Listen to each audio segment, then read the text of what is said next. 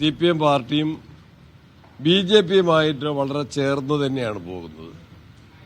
കേന്ദ്ര ഗവൺമെന്റുമായും BJPയുമായും പല ആനുകൂല്യങ്ങളും രാഷ്ട്രീയമായ പല സഹായങ്ങളും CPM തേടിക്കൊണ്ടിരിക്കുകയാണ്.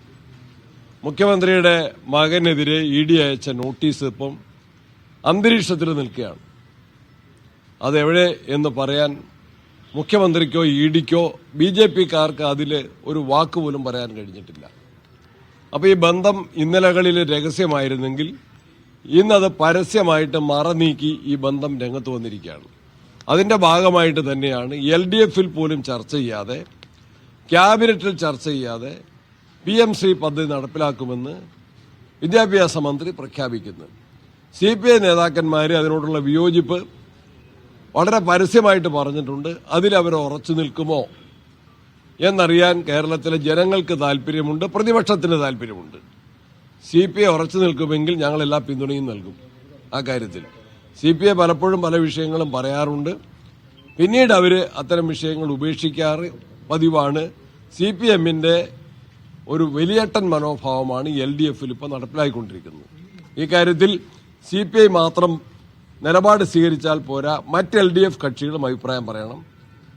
LDFൽ ചർച്ച ചെയ്യാനോ ക്യാബിനറ്റിൽ ചർച്ച ചെയ്യാനോ തയ്യാറുണ്ടോ എന്ന് മാർക്സിസ്റ്റ് പാർട്ടി മുഖ്യമന്ത്രി വ്യക്തമാക്കണം. ഈ സ്വർണ്ണപ്പാളി വിഷയത്തിൽ ഒരു അറസ്റ്റ് മാത്രമാണ് നിലവിൽ നടന്നിരിക്കുന്നത്. ഈ ചുരുങ്ങിയ സമയത്തിനുള്ള അന്വേഷണം പൂർത്തിയാക്കി കോടതി നിർദ്ദേശിച്ചിട്ടുണ്ട്. പക്ഷെ ഇതിൽ പാർട്ടിയുടെ നേതാക്കൾ പത്മകുമാർ ഉൾപ്പെടെയുള്ള ദേവസ്വം ബോർഡ് അംഗങ്ങൾ ഉൾപ്പെടെ പ്രതിയായിട്ടും ഒരാളിൽ മാത്രം ഒതുക്കി തീർക്കാനായിട്ടുള്ള നീക്കമാണ് ഇപ്പോൾ നടക്കുന്നത്. ഈ ഉണ്ണികൃഷ്ണൻ പോയിട്ട് അറസ്റ്റ് തന്നെ താമസിച്ചു പോയി. കോടതി 6-ാം തീയതി വിധി പ്രഖ്യാപിച്ചതാണ്. ആദ്യം അദ്ദേഹത്തെ ചോദ്യം ചെയ്ത് വിട്ടയച്ചു.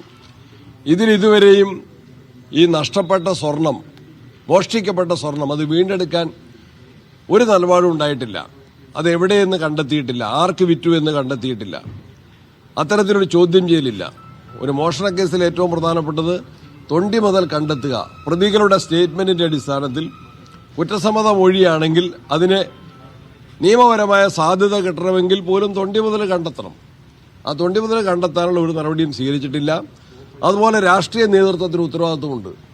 ദേവസ്വം ബോർഡ് അധികാരികൾ, ഭരണാധികാരികൾ, രാഷ്ട്രീയ കാരണങ്ങളാൽ നിയമിക്കപ്പെട്ടവർ അവരുടെ പങ്കാളിത്തത്തോടും അറിവോടും കൂടിയാണ് ഇന്ന് നടന്നിട്ടുള്ളത് എന്ന് വളരെ വ്യക്തമാണ്. പോലീസ് തന്നെ കോടതിയിൽ സമർപ്പിച്ചിട്ടുള്ള റിമാൻഡ് റിപ്പോർട്ട്, ഉണ്ണികൃഷ്ണൻ പോയിറ്റിയുടെ റിമാൻഡ് റിപ്പോർട്ടിൽ തന്നെ എന്താണ്, ഇത് ഈ വർഷം 2025 കഴിഞ്ഞ മാസം 27-ാം തീയതി വരെ നടന്ന സംഭവം എന്നാണ്. അതുപോലെ മറ്റ് ഗൂഢാലോചനയുടെ കാര്യം പറഞ്ഞിട്ടുണ്ട്. ആരൊക്കെയാണ് ഗൂഢാലോചനയിലെ പങ്കാളികൾ?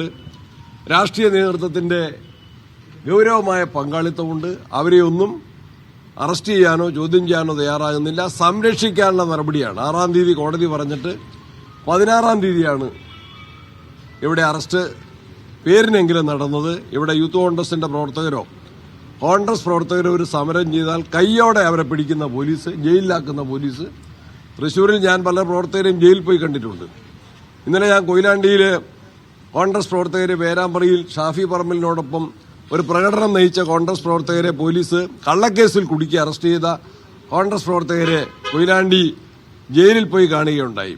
അവിടെയൊക്കെ കയ്യോടെ അറസ്റ്റ് നടക്കുന്നുവെങ്കിൽ കേരളത്തെ ഇത്രയേറെ നടുക്കിയ സുപ്രധാനമായ ഒരു മോഷണം, അമ്പലത്തിലെ മോഷണം, ശബരിമലയിലെ മോഷണം, കോടിക്കണക്കിന് രൂപയുടെ സ്വർണങ്ങളുടെ മോഷണം, ആ മോഷണ കേസിലെ പ്രതികൾ ഇപ്പോഴും സ്വൈര്യവികാരം നടത്തുകയാണ്. അവർക്ക് സർക്കാരും ആഭ്യന്തര വകുപ്പും എല്ലാ സംരക്ഷണവും നൽകിക്കൊണ്ടിരിക്കുകയാണ്. അത് ഏറെ പ്രതിഷേധാർഹമാണ്, മനഃപൂർവ്വമാണ്.